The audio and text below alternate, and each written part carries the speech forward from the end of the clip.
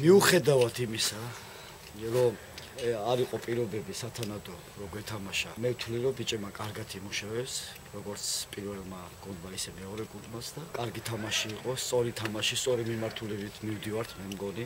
მე ესე ვთვლი. მიუხედავად იმისა, რომ ესეთი პირობებია, მაინც გადავწყვიტეთ გვეთამაშა, რომ თამაში ინდოდა და მაინც დატვირთვაც აქვს თავისებური ამ თამაშს. ყველაფერს ვიზამთო გუნდი რვა გუნდში მოხდეს და რაც დღევანდელ თამაში ეხება, რავი, ეგეთ მოედანზე შედეგის მიღწევა და მოგებაზე, ამ მოსამზადებელ ეტაპზე ალბათ ორიენტაციას არ ვაკეთებ, მაგრამ კარგია გამოგვადგება, ფიზიკურად დავიტვირთვეთ.